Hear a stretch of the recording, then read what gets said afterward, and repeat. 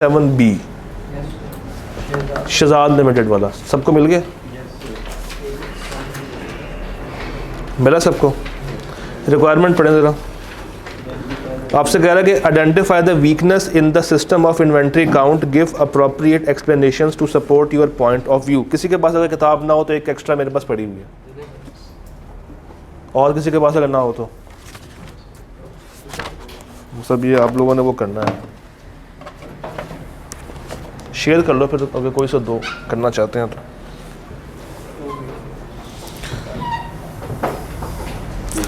वैसे तो एक और भी है।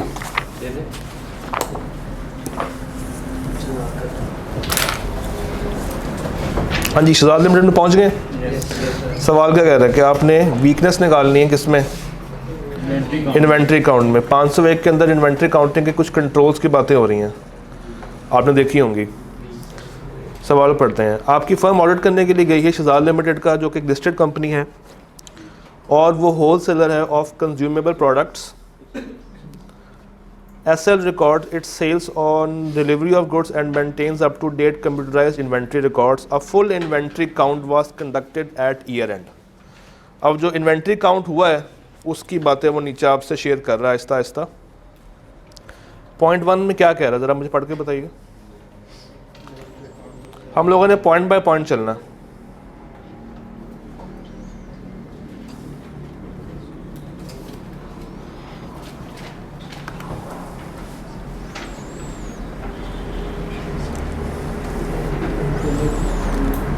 जी, पॉइंट 1 में क्या बात हो रही है?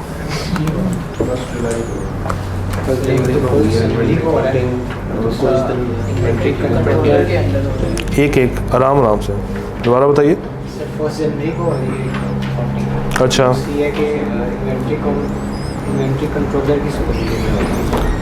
इन्वेंट्री काउंट जो हो रहा है वो किसी कंट्रोलर की सुपरविजन के अंदर हो रहा है, तो क्या मसला क्या है इसमें? यानी कि जो बंदा इन्वेंट्री कंट्रोल कर रहा है वेयर हाउस में, वही इन्वेंट्री काउंटिंग के अंदर भी सारी ड्यूटीज़ परफॉर्म कर रहा है। इसका मतलब ये है कि उनके पास कोई सेग्रीगेशन ऑफ ड्यूटीज़ नहीं है। एक ही बंदा एक से ज़्यादा काम कर रहा है जो कि उसको नहीं करने चाहिए। तो ये सबसे पहला हमारे पास कंट्रोल वीकनेस आ गया इनका। और क्या कह रहा है? अच्छा, इन्वेंट्री काउंट कब हो रहा है? 1 जनवरी को। ईयर एंड के बारे में कोई बात कर रहे हैं? ईयर एंड क्या है इनका? कहाँ लिखा हुआ? कहाँ लिखा हुआ? 30 जून सवाल के पहले लाइन डेट तो मेंशन नहीं है। A full inventory count was conducted at the year end. Year and क्या है ये उन्होंने हमें नहीं बताया। अटेम्प्ट कौन सी देख रहे हो आप? आपके पास लिखा आ रहा है? अटेम्प्ट कौन सी है आपके हाथ में? मैं स्प्रिंग 2010 की बात कर रहा हूँ। स्प्रिंग 2010 क्वेश्चन नंबर 7B की बात हो रही है। असल में जो आप सवाल देख रहे हो ना, मैं उस पर इसके बाद आऊँगा। YCAT में छापा मारा हुआ, एग्जैक्ट छापा। अच्छा जी, इन्वेंट्री काउंट हो रही है 1 जनवरी 2010 को। हम इस डेट के ऊपर कंप्लेन नहीं कर सकते क्योंकि हमें ईयर एंड नहीं पता। ठीक है, मसला इस पॉइंट में ये है कि ये सुपरविजन में है किसकी? इन्वेंट्री कंट्रोलर की। इसका मतलब है कि उनके पास सेग्रीगेशन ऑफ ड्यूटी नहीं है।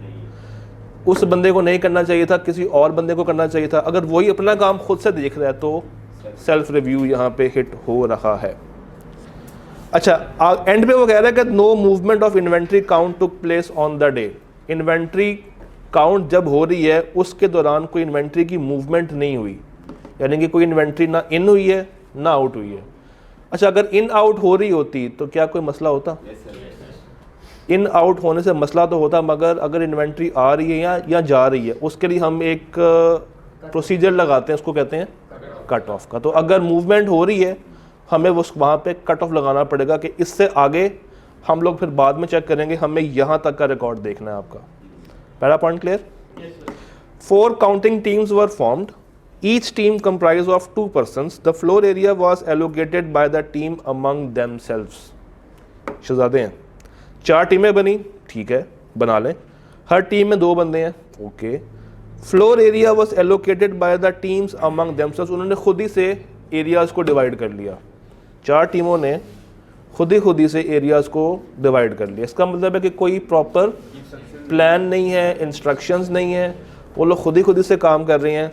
जो बंदा इन्वेंट्री काउंटिंग को हेड कर रहा है उसको चाहिए था कि हर टीम को वो प्रॉपरली बताता है कि भाई तुम्हारा कौन सा एरिया है, कौन सा तुम्हारा एरिया है।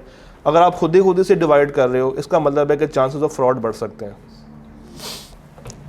नेक्स्ट पॉइंट में क्या बात करिए, पढ़े ज़रा next point.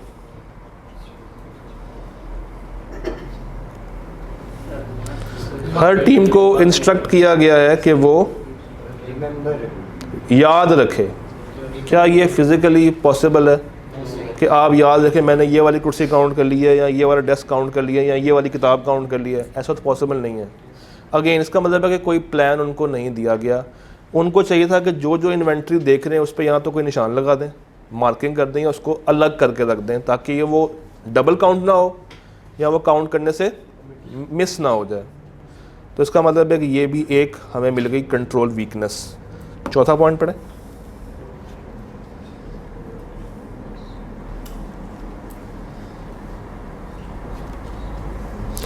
Pre-numbered count sheets were provided to the staff involved in the inventory count.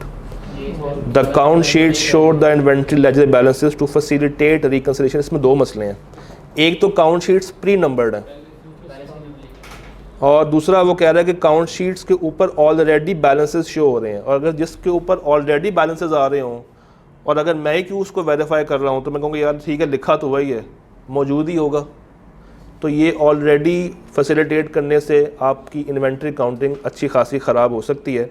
तो आपको ये काम भी नहीं करना चाहिए। आप उनको फैसिलिटेट कर रहे हैं मगर इंटरनली आपकी इन्वेंट्री काउंटिंग में फ्लॉ आने का चांस है। पांचवा पॉइंट, ओल्ड स्लो मूविंग और already sold inventories were highlighted on the count sheets at the time of counting. जो पुरानी हैं स्लो मूविंग आइटम्स हैं उन्होंने उसको रख दिया है, शीट के ऊपर बता दिए। कोई इसका इम्पैक्ट आएगा क्या? सर उन्होंने पहले ही बता दिया तो वो अच्छी उसको ब्लो भी नहीं करेंगे इंस्पेक्टर। उन्होंने पहले बता दिया तो हमारा ये होगा कि यार चूँकि उन्होंने पहले हमें बता दिया है तो ठीक है, मौजूद भी होगी। अच्छा, इसका एक एडवांटेज भी है क्या? हमें वेरिफिकेशन करने में आसानी भी होगी। नहीं, हमें ये पता चल जाएगा कि इनके पास कौन सी ऐसी इन्वेंट्री है जिनकी एनआरवी टेस्टिंग हम लोगों ने करनी है। कम से कम वो ये हमें हिंट दे रहा है कि आपको एक हेल्प मिल गई यहाँ से कि ये वाली रेलेवेंट इन्वेंट्री वो है जो कि एनआरवी के ऊपर जानी चाहिए। मगर सवाल में हाँ कंप्लीटनेस का रिस्क तो है, वो तो हमेशा रहेगा। मगर सवाल में उसने क्या कहा है, वीकनेस बतानी है, तो हमने उसकी अच्छाई बयान नहीं करनी। अच्छाई होते हुए भी अच्छाई बयान नहीं हम करने जाएंगे।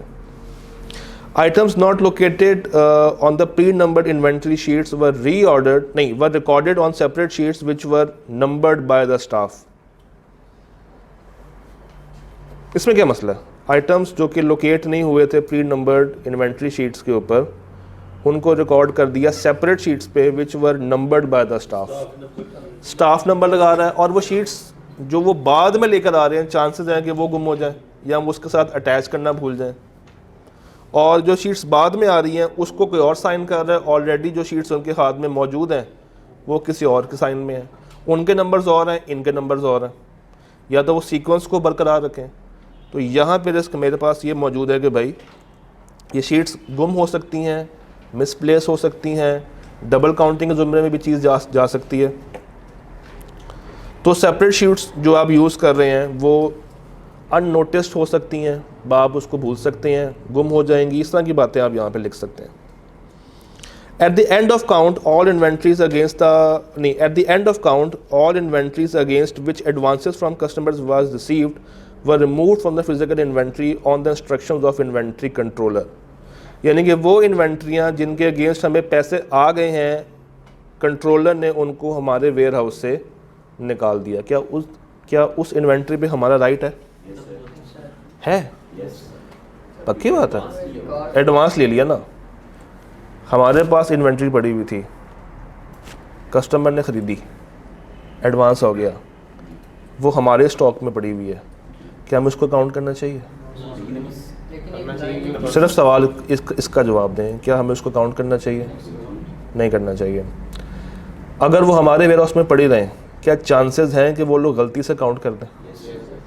अब ये पढ़ें, at the end of the count, count के एंड पे, all inventories against which advances from customers had been received were removed from physical inventory on the instructions of inventory controller। यानी कि पहले काउंट हो गई हैं, बाद में वो रिमूव करवा रहा है, क्योंकि ये बात उसने कब बताई है?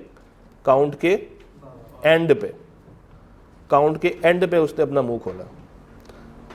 तो यहाँ पे उसको हमें शुरू में बताना चाहिए था, और शुरू में वो वाली इन्वेंट्री मौजूद ही ना रखता, शुरू में ही गायब कर देता, साइड पे कर देता, या उसको एक रेलेवेंट टैग लगा के हटा देता, कोई रिबन वगैरह कर देता कि भाई इसको साइड पे कर लें।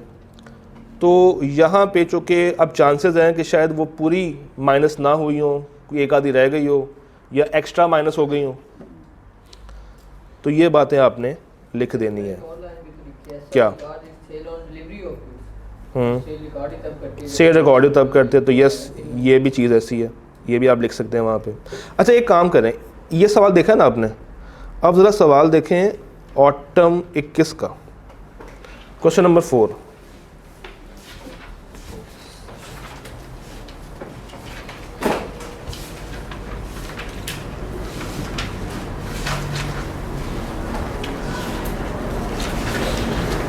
और ज़रा पढ़े सवाल कितना सिमिलर है। इस तरह का क्वेश्चन होता है, उसको एक पेज पे टेबल फॉर्म में होगा। ज़रा पढ़े ऑटम 21 और कंपेयर कीजिएगा उस सवाल के साथ। पहली लाइन भी सेम है, पहले भी सेम। सुकून से पढ़े, ज़रा हाईलाइट करें अगर कोई पॉइंट आपको डिफरेंस दे रहा है इन दोनों सवालों में।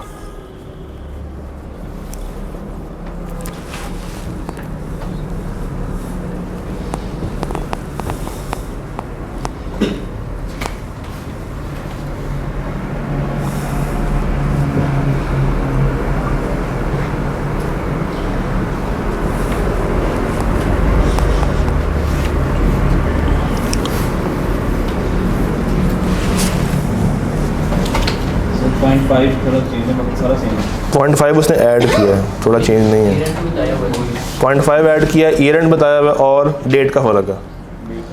बाकी उसने पिछले सवाल में से जो आखिरी के 3-4 पॉइंट्स हैं उसको निकाल दिया और 5वां पॉइंट बस ऐड कर दिया। ऊपर उसने कंपनी का नाम तक छेड़ने की ज़हमत नहीं की। इसका मतलब है कि एग्जामिनर को लगा कि यार 2010 का सवाल कौन देख कर आया होगा, और जब वो सवाल करके गया था और उसको ये सवाल मिल गया, चलो आखिरी पॉइंट को छोड़ दो, 4 नंबर तक तो ले ही लेगा, 4 तक ले लें। तो इसका मतलब ये है कि सवाल देख के ज़रूर जाने, कभी कभी इस तरह की भी चीज़ें हो जाती हैं। खैर, 5वां पॉइंट पढ़ो और मुझे बताइए क्या करेंगे इसमें। All the cut off documents were provided to the audit team on the very next day after the count. Same day provide करना चाहिए था। और कोई मसला आपको नज़र आ रहा है? कोई और बात? हाँ, इन्वेंट्री काउंट को क्या हो गया? ईयर एंड से, हाँ, तो उसमें क्या मसला? नहीं, एग्जैक्ट ईयर एंड में तो वैसे भी नहीं होती, एक आधा दिन प्लस माइनस में चल रही होती है, क्योंकि एग्जैक्ट ईयर एंड के ऊपर तो वो लोग अपनी पहले वर्किंग्स पूरी कर रहे होते हैं ना, तो प्लस माइनस 1 या 2 दिन के आसपास ही हो रही होती है, उसमें मसला नहीं है। मसला है कट ऑफ डॉक्यूमेंट्स वाले पॉइंट में। मुझे बताइए इसमें कुछ और बात ऐड करना चाहते हैं आप लोग या नहीं करना चाहते? कट ऑफ की वजह से दोबारा करना पड़ेगा। अगेन वो रिस्क भी है कि दोबारा से डबल काउंटिंग ना हो जाए अगर वो सही से कट ऑफ नहीं लगा रहे तो। कट ऑफ दिया ही अगले दिन है, तो आपके पास एस्टिमेट नहीं था आपने कब से स्टार्ट करनी थी, कब की एंड करनी? तो यही मैं कह रहा हूँ ना कि अगर उसने कट ऑफ दिया ही बाद में है, और अगर कट ऑफ लेट सपोज एक दिन पहले का है और हमने वो वाला दिन काउंट कर लिया, तो वो डबल काउंटिंग में आ गया या एक्स्ट्रा काउंटिंग में आ गया, तो हमें उसी दिन उसको बताना चाहिए था कि भाई आपका कट ऑफ ये, और आपने इसके आगे पीछे फिर नहीं देखना। मैनेजमेंट ठीक है, ठीक है, agreed agreed agreed agreed. Sir ये जैसे वो शायद इसने भी कहा था मुझे सही तरह सुनाई दिया, जो एक एक नंबर के ऑलमोस्ट आएंगे 1.5 के, तो ये क्या हर पेज पे अलग अलग तरीके टेबल फॉर्म, एक टेबल बना के ना, वीकनेस और आपके क्या रिकमेंडेशन है। लेकिन इसमें तो हर पॉइंट का अलग अलग नहीं था। तो हर पॉइंट का अलग ही आएगा, मगर हर पेज पे नहीं आएगा। वो आपने रिक्वायरमेंट में देखना है कि ए पार्ट है या बी पार्ट है। अगर तो रिक्वायरमेंट में A part, B part, C part आ रहा है तो वो सेपरेट पेज पे होता है। अगर रिक्वायरमेंट सिंगल है और इस तरह की बात कर रहा है तो एक तरफ वीकनेस और एक तरफ उसके रेलेवेंट कंट्रोल्स या इम्प्लीकेशंस, जो भी उसने पूछा होगा। अच्छा जी, इसी का 501 में से अब ज़रा आप आइए ऑटम 14 पे, क्वेश्चन नंबर 5। ये आपने मुझे खुद बताना।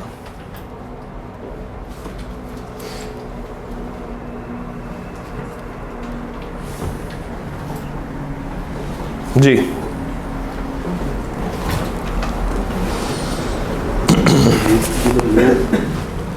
आठ नंबर के लिए 5 पॉइंट्स हैं। वीकनेस बतानी है और इम्प्लीकेशंस बतानी है। लेफ़्ट साइड पे वीकनेस आएगी, राइट साइड पे इम्प्लीकेशंस आएंगी।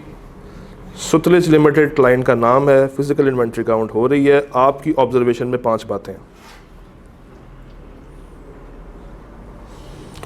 Stock count point 1, stock count was supervised by the warehouse in charge who reports to the production manager।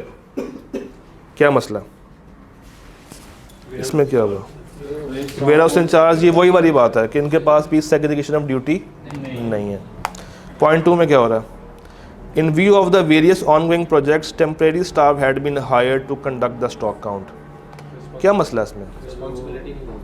Temporary staff जो होगा वो इतना काबिल नहीं होगा, रिस्पॉन्सिबल नहीं होगा, और ये भी चांस है कि वो शायद डिटेक्ट ना कर सके, उसको पता ही ना हो, क्योंकि आपने जो बंदे बाहर से बुलाए हैं उनको तो कुछ नॉलेज नहीं है, कॉम्पिटेंट ही नहीं है। तो इस तरह के बंदे हम लोग कोशिश करते हैं कि इनको अवॉइड करें और सीनियर या एक वो रिसोर्स लेकर आएँ जिसको इन्वेंट्री काउंटिंग आती हो। तो टेम्परेरी स्टाफ को इन्वॉल्व करना भी कंट्रोल वीकनेस है। Pre-numbered count sheets were used by the staff which contained columns for inventory, ledger balance, physical balance and excess shortage। बहुत बड़ा गलत काम किया। उन्होंने ऑलरेडी तमाम इन्फॉर्मेशन आपको बता दी है, तो अब आपका दिल भी नहीं करेगा इन्वेंट्री काउंट करने को। काउंट की बजाय टैली करेंगे, और टैली भी नहीं करेंगे, टिक लगा देंगे भाई ठीक है जो उसने काउंट किया वो सही किया होगा।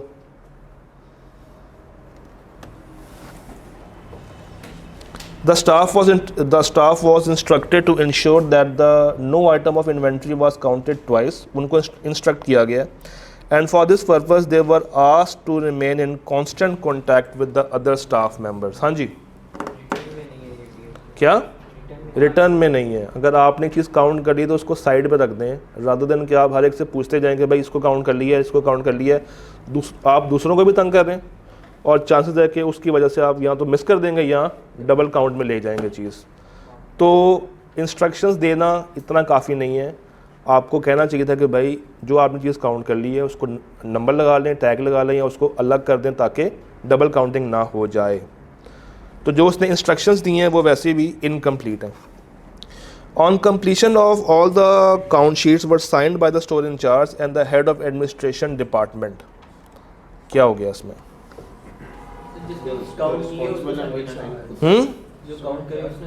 जो काउंट कर रहा है वो साइन करेगा, तो यहाँ पे क्या हो रहा है? स्टोर इंचार्ज साइन कर रहा है। तो ये डिफ़िकल्ट हो जाएगा कि कौन रिस्पॉन्सिबिलिटी ले रहा है, कौन नहीं ले रहा। जिसने काउंट किया है रिस्पॉन्सिबिलिटी भी उसी की होनी चाहिए। अच्छा, स्प्रिंग 12 में एक सवाल है 15 मार्क्स का। क्या कह रहा है ये सवाल? क्वेश्चन नंबर 4, स्प्रिंग 12 सब्सटेंटिव बताने, मगर 15 नंबर है, इन्वेंट्री की बात कर रहा है। तो इसमें एक बात जो आपको बताने लगा वो ये कि आपने तीनों तरह की इन्वेंट्री के ऊपर बात करनी है, रॉ मटेरियल, WIP और फिनिश गुड, क्योंकि 15 नंबर है। तो 15 मार्क्स की खातिर फिर आपको तीनों तरह की इन्वेंट्री के सारे सब्सटेंटिव बताने पड़ेंगे। अब नहीं आएगा मगर बताना मेरा फ़र्ज़ था। आ भी सकता है 10 नंबर का, ऐसी वैसी कौन सी बात है। बस 501 हमारा डन। चैप्टर 8 पे आते हैं। Chapter 8 non current assets. इसके 3 सवाल हैं। ऑटम 16 पे है।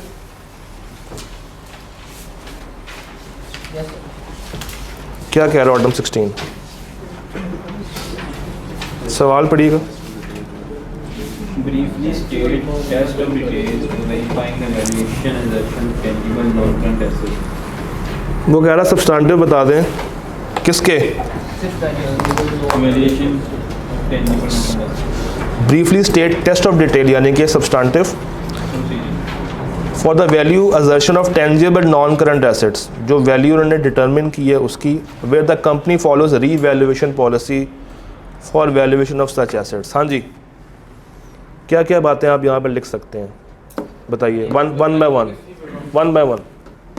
इसकी अकाउंटिंग डिस्कस करेंगे, तुरंत ठीक ही है क्योंकि थोड़ा ऊंची।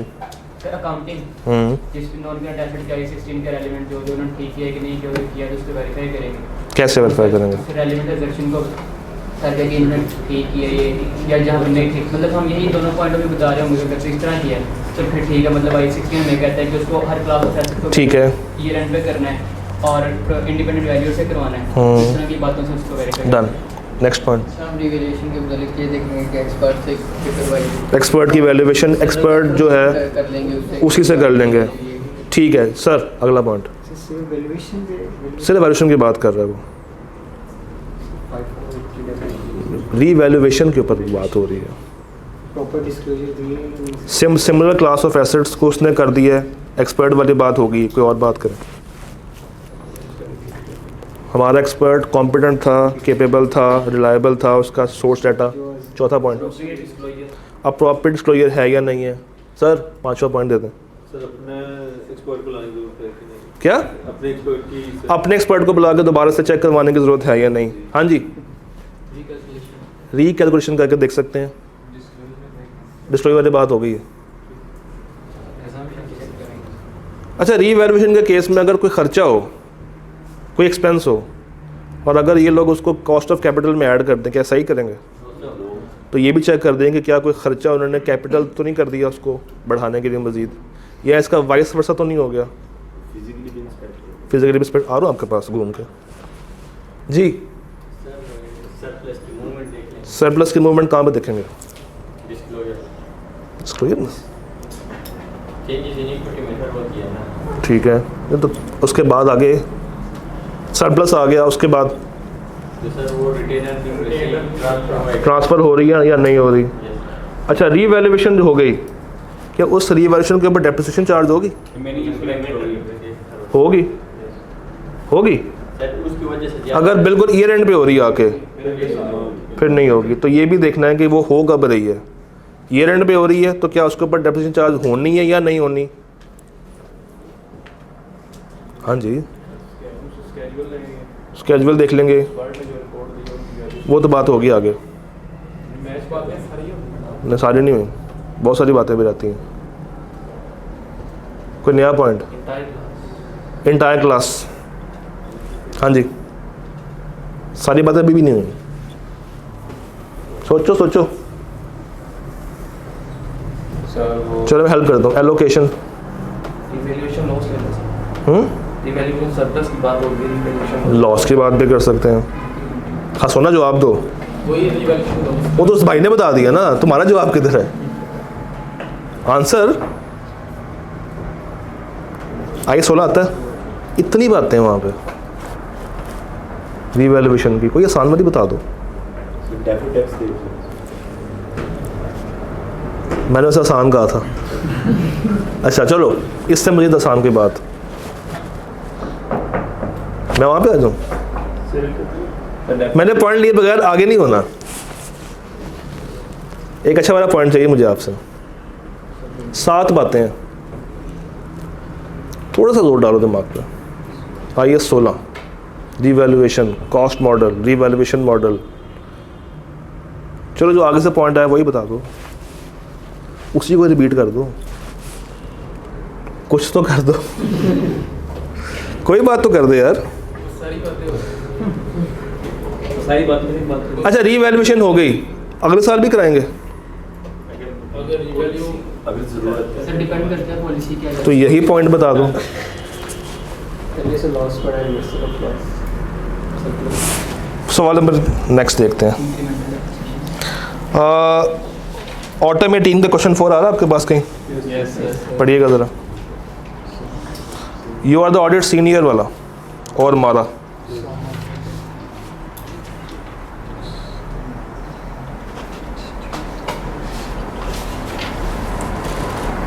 पाँच नंबर।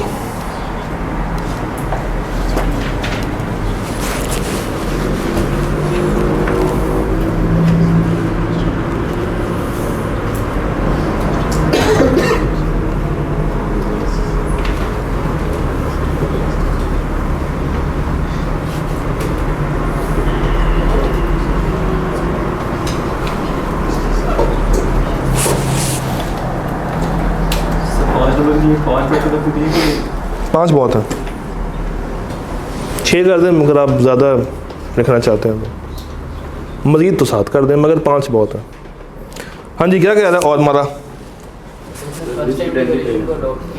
फर्स्ट टाइम कर दी है और नहीं पूछ क्या रहा है कि आपने आइडेंटिफाई करना है और असेस करना है risk of material statement at assertion level and briefly state the key audit procedures जो कि आप लगाएंगे उस रिस्क को मिटिगेट करने के लिए। नीचे उसने लाइन दे दी है कि भाई हमने एक्सपर्ट को प्रॉपर्ली चेक कर लिया है, उसके ऊपर बात करने की ज़रूरत नहीं है। यानी कि बच्चे वो 3 नंबर जो एक्स्ट्रा लेते हैं, एक्सपर्ट की कॉम्पिटेंसी वगैरह चेक कर लेंगे, एक्सपर्ट को देख लेंगे, वो कहता है ये बात आपने नहीं लिखनी, ये हमने देख लिया हुआ है।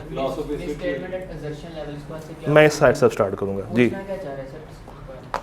सर assumption में तो बताओ ना सर तो चेक करेंगे जो न्यू एसेट्स आए हैं, एडिशंस आए, कि उनके ऊपर वैल्यूएशन मेथड अप्लाई। पहले उसने पूछा रिस्क बताएं, रिस्क बताएं ना। ये- सवाल में देखें, सवाल में 2 बातें कह रहा हूँ कि आइडेंटिफाई करें और असेस करें रिस्क क्या है और उस रिस्क को ख़त्म किस तरह करेंगे, उसके अगेंस्ट आपने प्रोसीजर बताने हैं। तो पहले रिस्क बताएं। सर रिस्क ये है कि जो इस साल के दौरान एडिशंस हुई हैं, हो सकता है कि वो वैल्यूएशन से रह गई। ठीक है, तो इसका ठीक है, तो इसके अगेंस्ट फिर क्या लगाएंगे आप प्रोसीजर? इसके अगेंस्ट लगाएंगे कि सारे एसेट्स को पहले आइडेंटिफाई करेंगे कौन कौन से हैं सेम क्लास के, और उनके ऊपर प्रोसीजर चेक करेंगे कि रिवैल्यूएशन प्रॉपर्ली अप्लाई हुई है एज पर आई सिस्टम। बड़ा जेनेरिक बता दिया आपने। एडिशंस हो गई और आपका खौफ ये है कि जो चीज़ें हमारे पास आ रही हैं उसको रिवैल्यू किया या नहीं किया, यही है।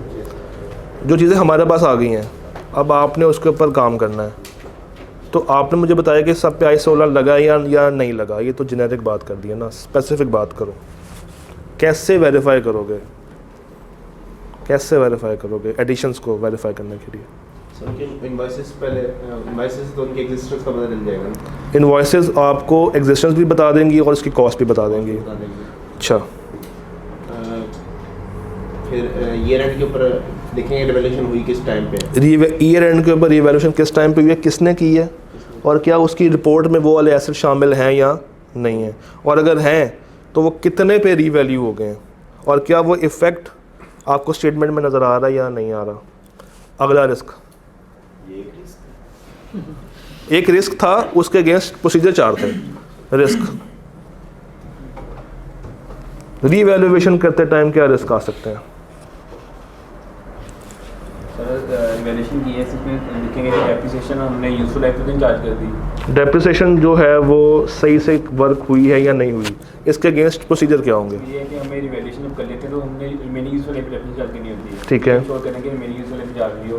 ठीक है। डेप्रिसिएशन ठीक है, रिस्क है कि मतलब उसकी मे भी मार्केट वैल्यू वैल्यू अमाउंट जो उसका कैलकुलेट ना हुई हो। ठीक है, तो प्रोसीजर क्या है? प्रोसीजर ये है कि हम कोई जो एक्सपर्ट की assumptions हैं उनको चेक करेंगे। ठीक है। और बिल्डिंग को भी देखेंगे कि उस वैल्यू के मुताबिक है भी या नहीं। ठीक है, आप बस इसमें ये ना बात कीजिएगा कि एक्सपर्ट कॉम्पिटेंट वगैरह है, उसने बात नीचे कर दी हुई है। सर रिस्क, रिस्क ऊंची बोलो पैन, प्रेजेंटेशन गलत की हो। ठीक है, और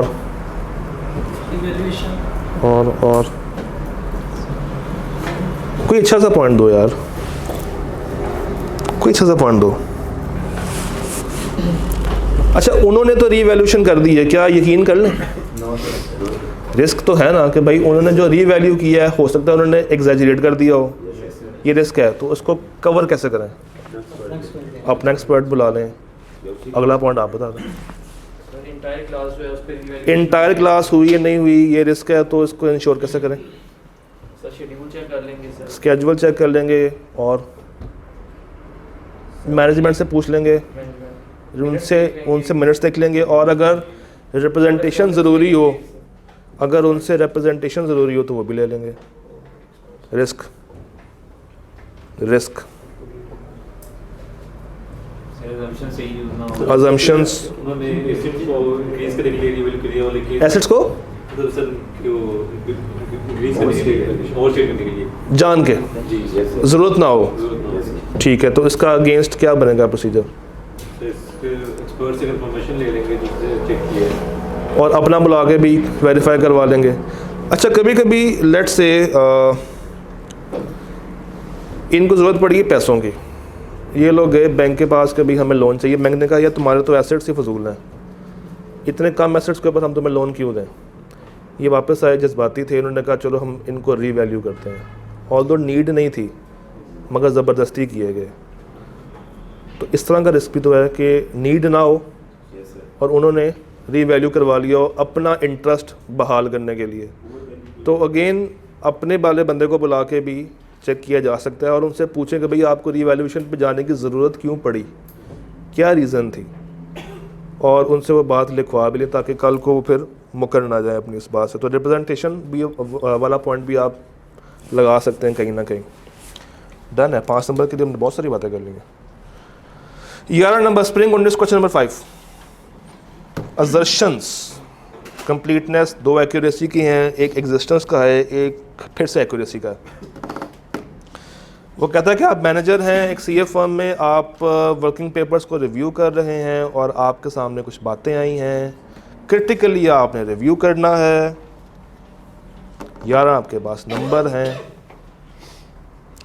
कहना ये चाह रहा है कि ये वाले प्रोसीजर्स लगा के हमने ये वाली असर्शन को पूरा कर लिया है। आपने बताना है कि वाकई में सही किया है और क्या वाकई में वो वाले प्रोसीजर लगा के वो वाली रेलेवेंट असर्शन वेरीफाई होती है या नहीं होती, और अगर नहीं होती तो फिर कौन सी वाली होती है, और जो उसने असर्शन बताई है उससे क्या होता है। तो ये थोड़ी सी खिचड़ी यहाँ पे है, सवाल पढ़िएगा।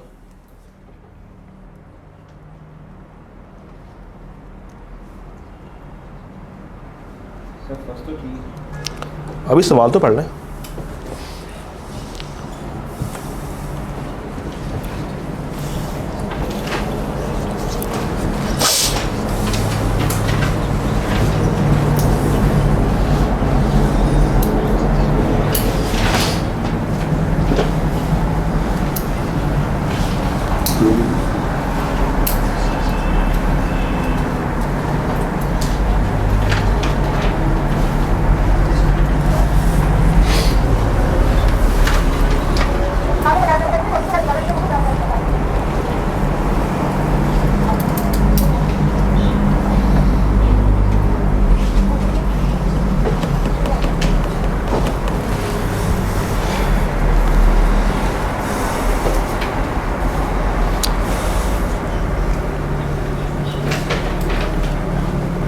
जी देख लेते हैं। कंप्लीटनेस से क्या वेरीफाई होता है? इन्होंने ऐसे रिकॉर्ड किए हैं फाइनेंशियल स्टेटमेंट के, होगा इतनी है कि इससे कम है, इससे ज़्यादा है। ठीक है, तो हम किन 2 डॉक्यूमेंट्स को आपस में कंपेयर कर रहे होते हैं कंप्लीटनेस को वेरीफाई करने के हम लिए? रिकॉर्ड्स को फाइनेंशियल स्टेटमेंट का कंपेयर कर रहे हैं। किसको? रिकॉर्ड्स को किसके साथ? साथ? ठीक है, जिससे आप कहते हो कि मेरी कंप्लीटनेस वेरीफाई हो गई है। इन्होंने क्या किया है? वेरीफाई किया है, verify reconciliations of ledger balances with the fix asset register. सही किया है। रिकॉर्ड्स को रिकॉर्ड से कंपेयर करो। रिकॉर्ड से कंपेयर करके उन्होंने कंप्लीटनेस को वेरीफाई करने की कोशिश की। क्या सही किया? यस सर, नो सर या यस सर? फिजिकल इंस्पेक्शन भी नहीं वो तो एग्जिस्टेंस होता है। कंप्लीटनेस लेकिन प्रोसीजर शॉर्ट है। सवाल ये नहीं था, सवाल ये था कि क्या इससे कंप्लीटनेस वेरीफाई होती है या नहीं होती? नो सर, प्रॉपर वेरीफाई नहीं होती। बिल्कुल भी नहीं होती। होती है, थोड़ी सी होती है। नो सर, कंप्लीटनेस नहीं है। तो क्या है ये? चलिए क्या है फिर? सर ये completeness का इस्तेमाल तो बच्चे हैं। क्या है ये? रिलेशनशिप में बनी है हम उनके साथ कंपेयर करेंगे ना, तो यहाँ पे तो कुछ सर वो एक हमारा एक छोटा सा प्रोसीजर होता है कि हम रिकॉर्ड्स पे एग्री करते हैं फाइनेंशियल स्टेटमेंट, ये वो वाला प्रोसीजर लिखा हुआ है, लेकिन ये इनफ नहीं है। ये इनफ नहीं है, इनफ नहीं है। इनफ नहीं है। तो इसका मतलब ये है कि ये डाटा जो उन्होंने दिया है वो उतना कंप्लीट भी नहीं है। इनसे कहेंगे जनाब अगर आपने कंप्लीटनेस को इंश्योर करना है तो आपको इसके साथ साथ मज़ीद काम करना चाहिए। आपने जो बात की है वो रेलिवेंट है मगर पूरी नहीं है, तो आपको इसके ऊपर मज़ीद काम करना पड़ेगा। सेकंड पॉइंट पे आए, वो आपने बताना उनको। सेकंड पॉइंट पे आए, फ्लोर टू लिस्ट होगा। सेकंड पॉइंट बताइएगा। नो सर एक्यूरेसी नहीं। तो क्या है ये? स्केजुअल एरिया फिक्स एसेट्स का जिसके अंदर ओपनिंग बैलेंस आ रहा है, एडिशंस आ रही हैं, डिस्पोजल आ रहा है, डेप्रिसिएशन आ रही है और क्लोजिंग बैलेंस आ रहा है। क्या ऐसे एक्यूरेसी वेरीफाई होती है? तो क्या वेरीफाई होता है? सर एग्जिस्टेंस एग्जिस्टेंस वेरीफाई होती है। सर सिर्फ रजिस्टर लिया देख थोड़ी नहीं है। Opening balance plus addition minus disposal फिर क्लोजिंग बैलेंस, इससे कौन सी असर्शन वेरीफाई होती है? एक्यूरेसी तो नहीं होती, इसके अलावा कौन सी वेरीफाई होती है फिर? तो वेरीफाई कौन सी होती है इससे? कंप्लीटनेस होती है। तो जो भाई साहब ने ऊपर कंप्लीटनेस वाली बात की है वो यहाँ पे आनी चाहिए थी, वो यहाँ पे फिट होती है। अच्छा जी, verify the cost of addition था। जैसे ये कह रहे हैं शेड्यूल, मैंने शेड्यूल कंप्लीट हाँ। कैसे वेरीफाई होगी? दिखाओ दिखाओ दिखा दे यार। लेट्स सपोज ये 4 बैग पड़े हुए हैं, मेरे पास ये लिस्ट है, ठीक है। अगर मैं लिस्ट टू फ्लोर जा रहा हूँ, वो तो लिखी नहीं। सुन तो ले, ये लिस्ट आ गई मेरे पास। लिस्ट में लिखे हुए जी 1 2 3 4 बैग। मैंने लिस्ट देखी, बैग 1 बैग 2 बैग 3 बैग 4। मैंने फ्लोर देखा, बैग 1 बैग 2 बैग 3 बैग 4। इसका मतलब है कि जो चीज़ यहाँ पे थी वो यहाँ पे मौजूद है। लिस्ट टू फ्लोर हो गया। ये मेरे पास अभी हाथ में, इस पर कुछ नहीं लिखा हुआ। 1 2 3 4 उठा के यहाँ पे लिख लिया जनाब 1 2 3 4। ये मैं फ्लोर टू लिस्ट आ गया हूँ। इससे क्या वेरीफाई हुआ? लेकिन वो कंप्लीट बात तो नहीं लिखी। तो वो तो आपने बतानी है ना उसको। उसने तो बात आपसे की अधूरी है। जैसे पहले वाले पॉइंट में भी उसने इनकम्प्लीट बात करके कि जनाब इससे मेरी कंप्लीटनेस वेरीफाई हो रही है, तो वो वाला पॉइंट पर आप उसको बता रहे होंगे। मगर इससे कंप्लीटनेस वेरीफाई होती है, एक्यूरेसी वेरीफाई नहीं होती फिर भी। तीसरे भी आए, verify the cost of addition of to fix assets and capital work in progress with the related invoice. हाँ जी, यस सर, ये ठीक है। क्या इससे एक्यूरेसी वेरीफाई होती है? Yes sir. एक्यूरेसी होती क्या है वैसे? बार बार हम लोग जो जिक्र कर रहे हैं एक्यूरेसी का, ये होती क्या है? उसकी वैल्यू। तो यहाँ पे अगर आपके पास कॉस्ट ऑफ एसेट आ रही है, परचेज कितने पे की, मगर ये इनकम्प्लीट सा लग रहा है मुझे। इसमें कुछ चीज़ें आपने और भी ऐड करनी है। क्या ऐड करेंगे?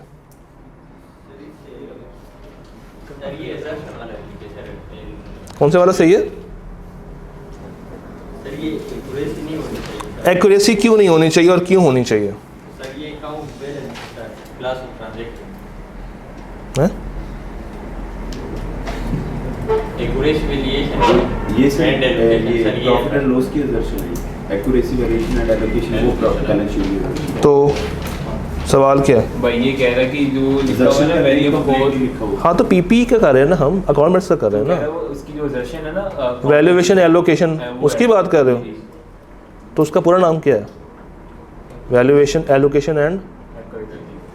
तो पूरा लिख लो, या बात तो वही यार, इतना जज्बाती ना हो।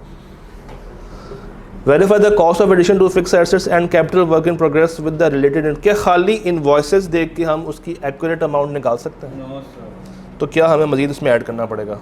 हम मिनट्स देख लेंगे। हम मिनट्स देख लेंगे और क्लाइंट से कंफर्म कर लेंगे जो आने जाने में ख़र्चा हुआ है, क्या वो ख़र्चा इसका पार्ट बनेगा या नहीं बनेगा, उसको चेक कर लेंगे। परचेजेस क्या ड्यूली ऑथोराइज्ड हुई हैं, एग्रीमेंट को देख एग्रीमेंट को चेक कर लेंगे। और फिर एक देसी सा जुमला जो कि आप अक्सर यूज़ करते थे अकाउंटिंग के अंदर, कैपिटल एक्सपेंस और रेवेन्यू एक्सपेंस, क्या वो सही जगह पे क्लासिफाई हो रहा है या नहीं हो रहा? क्या गलत जगह पे गलत खर्चा डाल के उसको बढ़ा तो नहीं दिया उन्होंने? चौथे पॉइंट पे हैं। फिजिकल इंस्पेक्शन से आप एग्जिस्टेंस और ओनरशिप वेरीफाई कर लेते हैं। एग्जिस्टेंस हो सकती है मगर ओनरशिप, तो ओनरशिप के लिए क्या करना पड़ेगा? लीगल डॉक्यूमेंट्स वगैरह। और बताइए। बैंक से कंफर्म करने का एग्रीमेंट लिखेंगे। एक्सटर्नल कंफर्मेशन कर लेंगे परचेज। और एक्सटर्नल कंफर्मेशन हो सकती है, कंफर्मेशन बैंक से कर सकते हैं, जाके देखा जा सकता है, डॉक्यूमेंट्स देख सकते हैं, सैंपल बेसिस के ऊपर उठा के आप वेरीफाई कर सकते हैं। ओनरशिप के जो होते हैं वो टाइटल्स आप वो देख सकते हैं। 5वें पॉइंट में क्या, सैंपल बेसिस के ऊपर डेप्रिसिएशन निकाल के उसकी एक्यूरेसी वेरीफाई कर सकते हैं। मगर पूरा नहीं बताया फिर भाई, छोड़ गया भाई। क्या इसमें मज़ीद बातें ऐड कर सकते हैं आप लोग? हम यहाँ पे देख सकते हैं इसकी यूजफुल लाइफ का क्या रीजनेबल है, कैलकुलेट कर और सकते हैं। जो मेथड यूज़ किया डेप्रिसिएशन का क्या वो ठीक है कि नहीं है, कंसिस्टेंट है कि नहीं है। अच्छा, एक काम कीजिए, 505 खोलिएगा ज़रा। 505, हाँ 505 ऑटो मेकर्स क्वेश्चन नंबर 7, इसको ज़रा ट्राई करें। हाँ 2 मिनट में।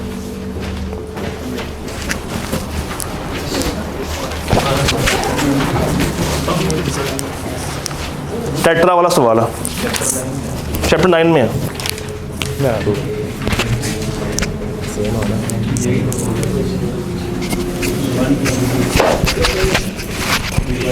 टेट्रा वाला सवाल है।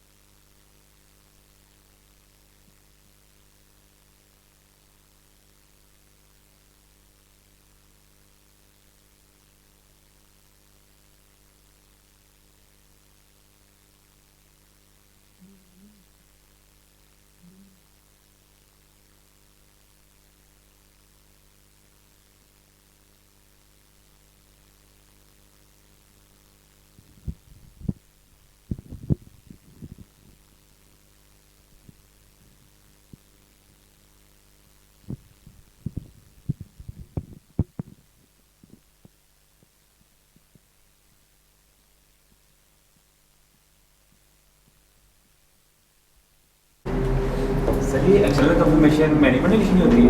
नहीं, ऑडिटर लिखता है ना, भेजती मैनेजमेंट है। बताता ऑडिटर है, लिखती मैनेजमेंट है। उनको लगता है कि ऑडिटर भेज रहा है, भेजती मैनेजमेंट है। लेकिन वो लिखेगा ऐसे तो नहीं मैनेजमेंट की हम लिख रहे हैं। नहीं, उनकी तरफ से जाती है। हाँ, तो वो ये पहले से पहले नहीं है। अभी तो आते हैं ना, हम शुरू करते हैं ना इसके ऊपर बात। पढ़ा, उसको पढ़ लिए। सवाल कह रहा है कि आपने शॉर्टकमिंग्स बतानी है इस ड्राफ्ट के अंदर। अच्छा जी, टेट्रा मिल्क लिमिटेड, ऊपर आ गया क्लाइंट का नाम, कस्टमर का नाम आ गया, कस्टमर का एड्रेस आ गया, डेट आ गई। Dear mister Salman Shahid, in accordance with the request of our auditor. देखो, जो कंफर्मेशन जाएगी वो जाएगी मैनेजमेंट की तरफ से। मैनेजमेंट उसमें ये लिखती है कि जनाब हमारा ऑडिटर आपसे ये इंफॉर्मेशन डिमांड कर रहा है। अगर तो डायरेक्ट उसको ऑडिटर भेजेगा ना, तो वो कभी भी इंफॉर्मेशन आपको बताने के पाबंद नहीं है, क्योंकि उसके लिए ऑडिटर थर्ड पार्टी है। ठीक है, तो जब तक मैनेजमेंट का लेटर हेड नहीं होगा, मैनेजमेंट की तरफ से जाएगा नहीं, मैनेजमेंट का एड्रेस नहीं लगा होगा बीच में, या उनकी तरफ से गो हेड नहीं होगी, वो आपको बताने के पाबंद नहीं है। तो in accordance with the request of our auditor, ये लाइन सही है, Abid Ali and company chartered accountants, we ask that you kindly confirm your indebtedness to us to auditor according to our records amounted to 45.6 million as shown by the enclosed statement। सवाल ये कि 45.6 million कब का नहीं बताया। If the above amount is in agreement with your records, please sign in the space provided below। ठीक है, if the amount is not in agreement with your records, please notify us the amount shown by your record. वो कह रहे हैं कि अगर आपसे agree नहीं कर रहे तो बताइए आपके रिकॉर्ड्स में कितने पैसे आ रहे हैं। सवाल ये है कि अगर वो कहते हैं कि जनाब 30 मिलियन है, तो इनको उस 30 मिलियन का फिर ब्रेकअप भी मांगना चाहिए था। वो इन्होंने नहीं मांगा। उन्होंने कहा बस अगर आप एग्री नहीं कर रहे हैं तो हमें इतना बता दें कि आपने हमारे कितने पैसे देने हैं, वो क्यों देने हैं, उसकी क्या स्टोरी है, उनका क्या ओपनिंग बैलेंस आ रहा है, क्या ट्रांजैक्शंस है, उसकी कोई डिटेल उन्होंने साथ नहीं मांगी। 3 तो ये हो गए, और क्या निकाला आप लोगों ने? मुझे लगा था कि पॉजिटिव एक एक करके, हाँ बताओ। जो लेटर आना चाहिए वो डायरेक्ट ऑडिटर की तरफ जाना चाहिए। ये बात यहाँ पे मेंशन ही नहीं है, लिखनी चाहिए थी, क्योंकि उन्होंने लिखा है अस का वर्ड यूज़ किया है, ऑर्डर का एड्रेस नहीं दिया। और बैलेंस अमाउंट नहीं लिखनी चाहिए थी, पूछने थे कि कितने इंडेप्टेड हैं। ये भी अगर पॉजिटिव कंफर्मेशन है तो उसने जवाब देना ही है। सवाल में इसने बताया कि कौन सी वाली कंफर्मेशन है। पॉजिटिव है लेकिन वो नीचे नेगेटिव की डिमांड कर रहा है। पॉजिटिव और नीचे नेगेटिव डिमांड कर रहा है, ये अच्छा पॉइंट निकाला। और सर जो टेट्रा मिल्क लिमिटेड ना डबलिंग 2 दफ़ा नाम लिखा है, स्टार्ट में भी एंड पर। टेट्रा में नॉर्मली जो भेजने वाला तो एक ही लिखता है ना, और इंग्लिश का फॉर्मेट में फोकस नहीं करता। मजे का नहीं पॉइंट बताया। और बताएं। अच्छा, इसमें एक पॉइंट नोट कर लें, जब भी आप इस तरह का ख़त भेजते हैं ना, तो इसके साथ एक इन्वेलप जाता है। उस इन्वेलप पे ये लिखा होता है कि आपने इसका रिप्लाई किसको भेजना है, यानी ऑडिटर का एड्रेस। तो वो वाला इन्वेलप साथ जाएगा। ये बात यहाँ पे कहीं लिखी नहीं हुई, इनको नीचे कहीं लिख देनी चाहिए थी कि ये ख़त जो गया ना उस इन्वेलप के साथ गया है, जो कि उन्होंने नहीं लिखी। तो ये वाली एक वीकनेस है। एक तो फर्स्ट लाइन में लिखा हो गया अस 45.6 के साथ डेट नहीं है। उसके बाद ये पॉजिटिव नेगेटिव वाली बात हो गई, फिर इन्वेलप वाली बात हो गई, और नोटिफाई वाली बात हो गई। ठीक हो गया। अच्छा जी, 21 पे आए, स्प्रिंग 21 क्वेश्चन नंबर 1। 4 आपके पास डेटर्स हैं। अच्छा, इस तरह के सवाल ना 3-4 हैं और तकरीबन एक जैसे ही हैं, तो हम एक किस्म से अच्छा वाला कर लेते हैं। अल्फ़ा, बीटा, गामा और स्मॉल डिस्ट्रीब्यूटर्स। 8 लाख रुपए का बैलेंस आ रहा था, 8 लाख रुपए की ही कंफर्मेशन आ गई है, कोई कमेंट्स नहीं है। अल्फ़ा के साथ हमें कुछ करना चाहिए, जितना हमारे पास बुक्स में आ रहा है उतना ही उन्होंने हमें कंफर्म कर दिया। इसका मतलब है कि इसके ऊपर हमें मज़ीद काम नहीं करना चाहिए। क्या जो कंफर्मेशन आई उसको हम फाइल में लगा लेंगे। Done, agreed. 9 लाख का 9 lakh. Confirmation was written bye the courier on the grounds of invalid address. ये पढ़े ज़रा कमेंट्स, मज़े के हैं इसके कमेंट ज़रा गौर से पढ़िएगा।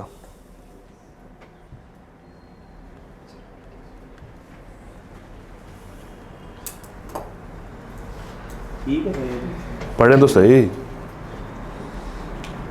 एग्जाम में भी आप लोग यही कहते हैं कि सर ये तो सही है। पहले मैनेजमेंट के पास ये मैनेजमेंट ने प्रिवेट अपना राइटर खुद भेजा। उससे पहले क्या हो रहा? गलत ड्रेस नहीं दिया कि मैनेजमेंट ड्रेसिंग को दी।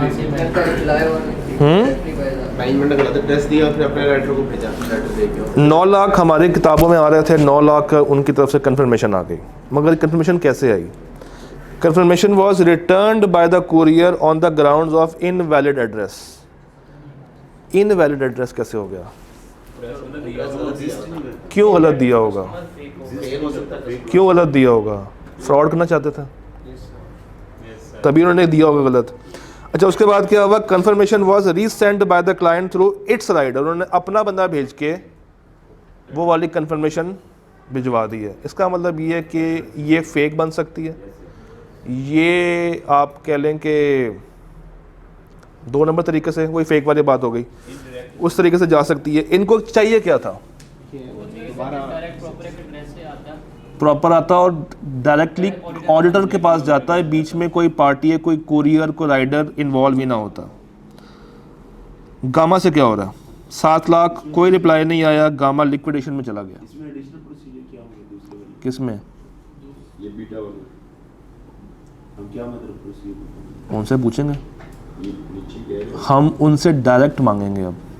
और दूसरे ड्रेस करेंगे। हाँ, तो उनसे अब हम डायरेक्ट मांगेंगे कि भाई साहब हमें कंफर्मेशन दें।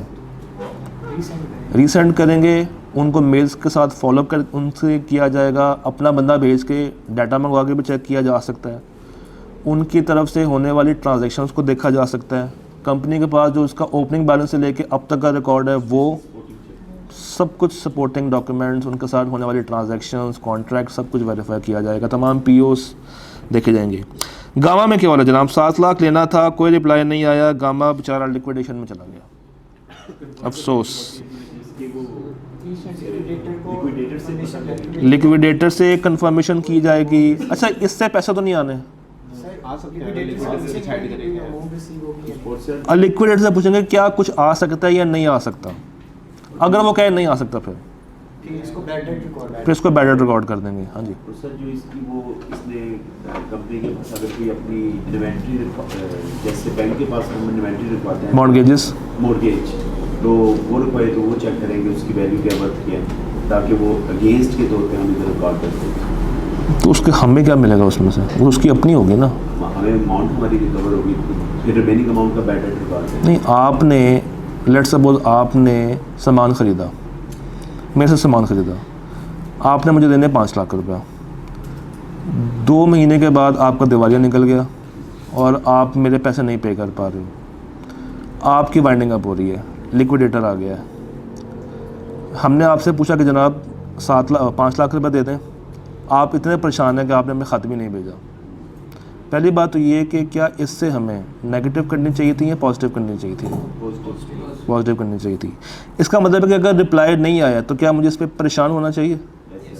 परेशान होना चाहिए। रिप्लाई नहीं आया, अब हम भी परेशान हो गए भाई साहब हमने तो उसको वेरीफाई करना है। हमें पता चला कि आपका तो निकल गया दिवालिया, तो हमने आपके पकड़ा लिक्विडेटर को। लिक्विडेटर से पूछा कि भाई कितने पैसे मिल सकते हैं? उसने कहा सॉरी सर कुछ नहीं मिल सकता आपको। इसका मतलब ये है कि वो 5 लाख रुपया, पहली बात तो ये कि सारा का सारा बैड डेट में जाएगा, चला गया बैड डेट में। फिर बैड डेट की अकाउंटिंग उन्होंने सही की है या नहीं की वो देख लें, और क्या देखेंगे? तो मैंने अगर आपको कोई सिक्योरिटी दी है वो देखें। क्यों सिक्योरिटी दी आपने मुझे? कस्टमर कौन सिक्योरिटी देता आके अपनी? हॉस्टलों में तो नहीं यार, कौन देता है? हॉस्टलों में तो चलती है। हॉस्टलों में चलती? कैमरे पे रिकॉर्ड हो रहा है, मैंने जवाब अच्छा। हाँ जी, गैमा में और क्या होगा? उसके लिक्विडेटर से बात कर लेंगे, लिक्विडेटर से पूछ लेंगे, उससे रिटर्न रिप्रेजेंटेशन ले लेंगे कंफर्मेशन के लिए कि वाकई में अब इससे कुछ भी रिकवरेबल नहीं है, जितने भी डेट्स हैं वो वापस कर दिए, सॉरी जितने भी पैसे हैं उसको बैड डेट्स में चार्ज कर दिया जाएगा। और वो जो 7 लाख रुपये उसने देखा है वो 7 लाख सही भी है या नहीं है, वो 7 लाख की अपनी वर्किंग वेरीफाई कर लेंगे कि वाकई में इतने का एक्सपेंस है भी या नहीं। अच्छा, अगर एक्सपेंस ज़्यादा से रिकॉर्ड कर दें तो फाइनेंशियल स्टेटमेंट्स में क्या फ़र्क पड़ेगा, प्रॉफिट कम हो जाएगा। और अगर कम से रिकॉर्ड करें तो फिर इसका मतलब है कि हमें वो वाली फिगर भी वेरीफाई करनी चाहिए अगर वो प्रॉफिट के साथ उन्हें खेलना चाह रहे हैं। अगला पॉइंट, स्मॉल डिस्ट्रीब्यूटर्स 6 लाख। अच्छा, वो कहते हैं जनाब इनसे तो कंफर्म करने की ज़रूरत ही नहीं है, नेगेटिव कंफर्मेशन तो कम से कम करें ना इनसे। ऐसा नहीं है कि बिल्कुल भी नहीं करनी, ठीक है बैलेंसेस कम है मगर लोग ज़्यादा हैं, तो इनसे हमें नेगेटिव तो एटलीस्ट करनी चाहिए। वैसे नेगेटिव कब कब होती है?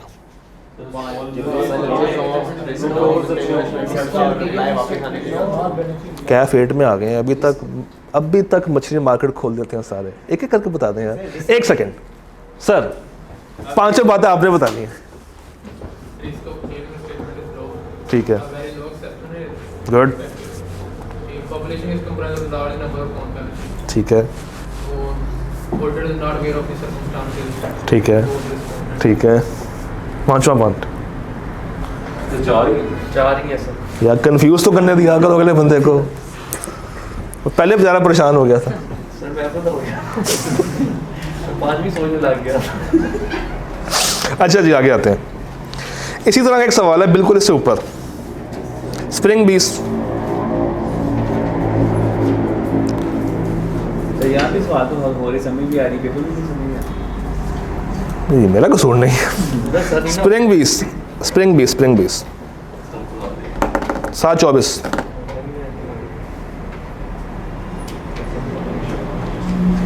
5 लाख कंफर्मेशन आई है क्लाइंट के थ्रू। हाँ जी, कंफर्मेशन आ रही है क्लाइंट के थ्रू। किसके थ्रू आनी चाहिए थी?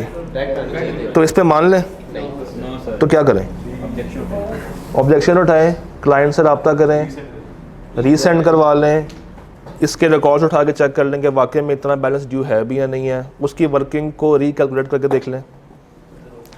8 लाख का 8 लाख उसने कहा चाहिए, ठीक है, कंफर्मेशन आई है। या ये पढ़ें पॉइंट, पढ़ें ज़रा, इसमें उसने एक ट्रिक किया हुआ, आपने ट्रिक पकड़ना है। पहले आपने ट्रिक पकड़ना है, वो वाली बात नहीं है, अब आपने इसमें से ट्रिक पकड़ना है।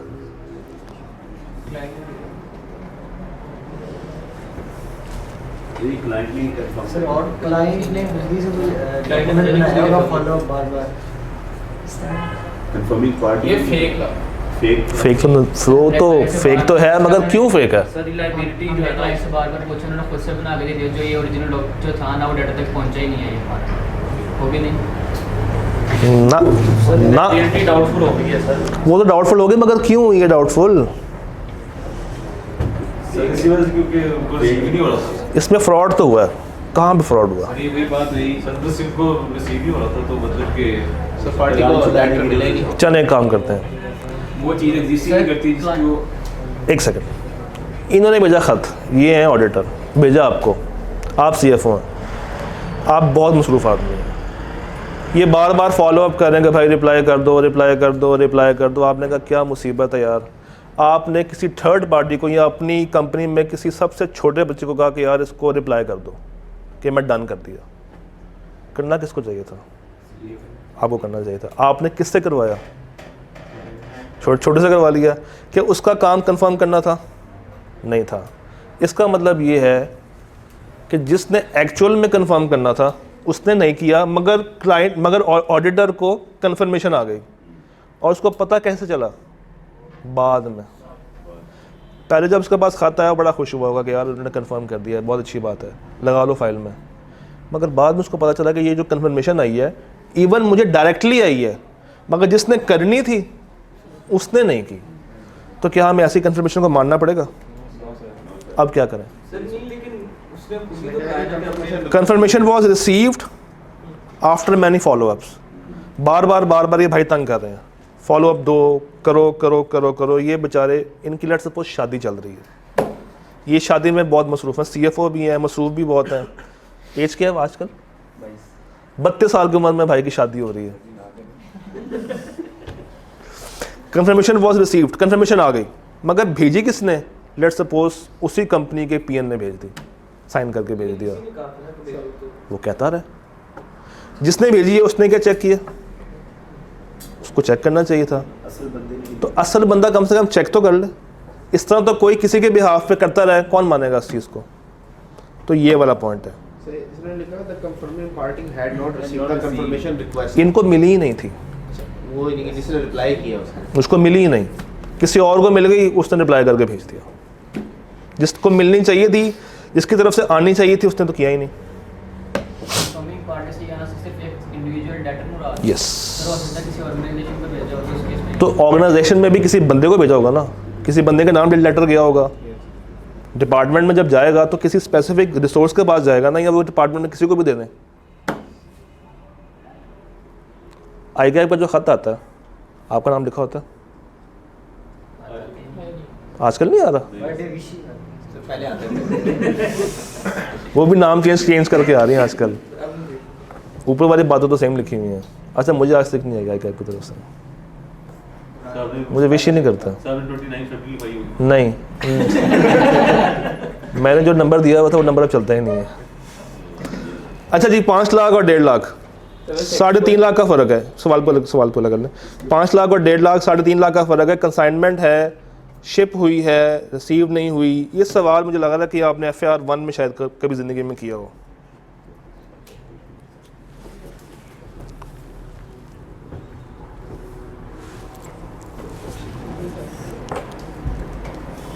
ये तो बस टाइम का डिफरेंस है, टाइमिंग डिफरेंस हो रहा है यहाँ पे। ट्रांसलेट वाली बातें यहाँ पे आप लिख सकते हैं। अच्छा,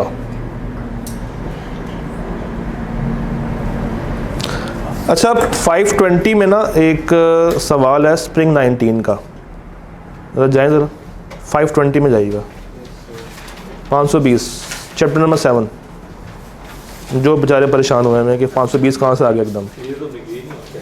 आज किया नहीं 520 नहीं किया? ओके ठीक है। मैं बेसिकली बताना ही चाह रहा था आपको कि 520 का ये जो सवाल है स्प्रिंग 19 का, इसकी मैं आपको वीडियो प्रोवाइड करूँगा।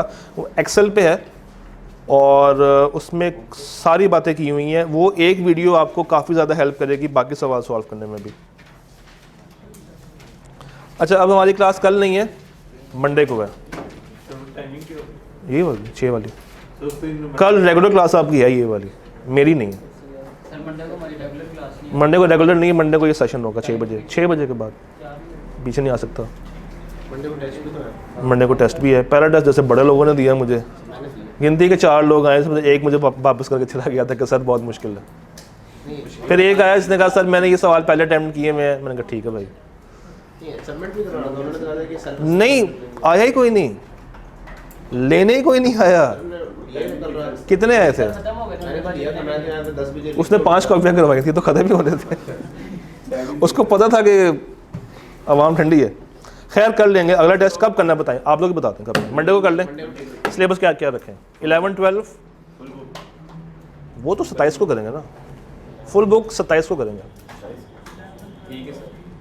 नहीं अभी मंडे को क्या करना है? 11वें 12वें के साथ 11, 12 के साथ कर लें, कोई 14 भी कर ले साथ। 14 अभी नहीं, 11, 12 जो आज वाले हैं सब्सटेंटिव कर लेते हैं, सब्सटेंटिव कर लेते हैं। सब्सटेंटिव करने सारे, यस सर सब्सटेंटिव सारे कर लेते हैं। चैप्टर नंबर 7, 8, 9, 10 और सारे 11, 12 बहुत ओवर हो जाएगा। वो वीडियो जितना कह रहे हैं ना उतना होना नहीं। हाँ वीडियो आज भैया वीडियो ना मैंने अपलोड करनी है, वो पड़ी हुई है मगर एक और चैनल पे पड़ी हुई है, तो वो वाला लिंक मैं देने से कभी नहीं दे रहा। इसको मैं ना अपलोड करके ना एक और इस पे चैनल पे कल हो जाएगी, मंडे को लिंक आ जाएगा आपके पास।